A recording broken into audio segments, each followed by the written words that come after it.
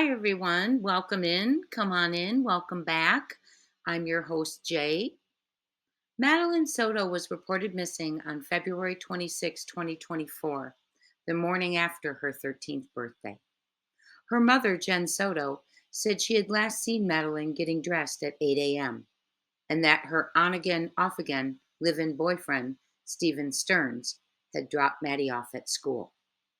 Neither of these pieces of information are true, according to documents. The last time Jenn Soto saw her daughter Madeline was not at 8 a.m. on February 26th, but on February 25th around 11 p.m., when she sent Maddie with Stephen Stearns to sleep in another room together so she, Jenn, could get a good night's sleep. It is also not true that Stephen Stearns dropped Maddie off at school that morning, but what is true is that he was caught on surveillance several times from 8:18 a.m. on, driving around with Maddie's limp, deceased body in the front seat of his car. Thank you so much. This is Crime Time Buzz. Thank you so much for being here. We are covering the devastating death of Madeline Soto. Maddie's body was found on March 1st in a wooded area off nearby Hickory Tree Road. Maddie is from Kissimmee, Florida, by the way. After tracing the movements of Stearns' silver Lincoln on the day of Soto's disappearance, the Kissimmee detectives have discovered a white Nissan had followed nearly the same route from the apartment complex to the Hickory Tree Road area the following day after Madeline was first reported missing at 3 a.m., records show. However, the records do not indicate who was driving that car, that white Nissan, whether it was Stearns or someone else. WESH2 reports other documents previously obtained by them suggest the car belongs to Madeline's mom, Jenn Soto. But that does not mean Jenn was driving the car at that time, 3 a.m., the day after Madeline disappeared. The Nissan had made 2 trips after Madeline disappeared, this time to the city of Sarasota County, Northport, which is where officials say Stearns' parents live. So they spotted it twice, once going to where the body had been left, and then once to Stearns' parents. That one was at 4 a.m., by the way. And if Northport sounds familiar to you, that is where Brian Laundrie's parents live, if you follow the Gabby Petito case. So who was in that car returning to the crime scene where Maddie was left? Was it Stephen Stearns to check on things like killers often do? Was it a mother allegedly driving her own car to see her deceased daughter and say farewell, whether she knew or did not know or had just found out? Who knows? Hopefully, we will know during the trial when it begins. For now, Stearns is being held in jail with no bond for first-degree murder and 60 counts related to child abuse against Madeline. His trial was set to begin this week, but was postponed until October 14th, 2024. He is being charged with first-degree murder, was charged with first-degree murder in April by a grand jury.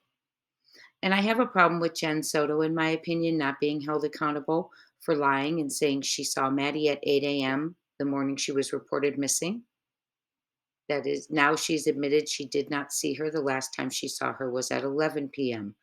She was already dead, most likely, law enforcement believes, at 8 a.m. because at 7:35 a.m., investigators say they have video evidence of Stearns dropping some items in a dumpster at the apartment complex: a white trash bag containing Soto's backpack, a purple Hawaiian shirt, and white Crocs. So why would she lie saying you saw her at 8 a.m. and then she did admit later that she did not. She saw her at 11 p.m. But why lie? Unless there's a reason you need to lie. Maybe she's covering for Stearns. Maybe she's involved. We don't know. So at 7:35, they saw him throwing a white trash bag into the trash dumpster at the apartment complex with Maddie's backpack, purple Hawaiian shirt, and white Crocs at 8:10 a.m. A license plate reader captured Steffen's vehicle with the Florida tag TYLL82 driving away from the school during school hours, making the rounds, making it look like he was there dropping her off.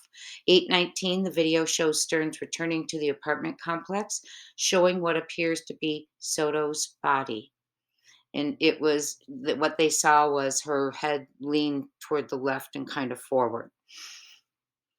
Whew.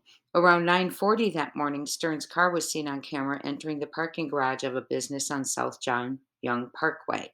The document said the male then walked to the front passenger side of the vehicle, opened the door, and proceeded to carry what appeared to be a limp female body to the trunk of the vehicle. Wow. He was wearing a red shirt when he exited that car. 9:44, he's seen driving away. 10 a.m., Stephen Stearns calls Jenn Soto to tell her he and Maddie didn't end up going to McDonald's as planned. That's an odd call, right? Because Maddie was too tired. He also explained to her that he accidentally left his phone at the apartment. And so Jenn gets back at 11 a.m., and Stearns was at the apartment at that time. So Stearns is at the apartment from about 10 till sometime shortly after 12 noon with Maddie's body in the trunk. Law enforcement does believe she was killed in the apartment. 1:20 p.m., Stephen Stearns is seen changing a tire on a whole Old Hickory Tree Road, and the person who saw it called law enforcement, and they got out there. Her body was found right there across the street. 4:30 p.m., Jenn Soto goes to pick up Maddie from Hunters Creek Middle School and finds out her daughter did not attend one single class that day. She reports Maddie missing at 8:00 p.m. Multiple cameras captured at 4:35 p.m. what is believed to be Stearns arriving to the complex trash compactor in his silver Lincoln sedan. According to documents, he removed a tire, or what appeared to be the tread of a tire, and tossed it in the compactor. And let me be clear, when they say a second car went to where the body site was, he was in his silver Lincoln when he was seen out there that day at 1:20 on the 26th of February changing a tire. And then at 3 a.m., a second car, the white Nissan, was spotted returning to the area, driving the very same route.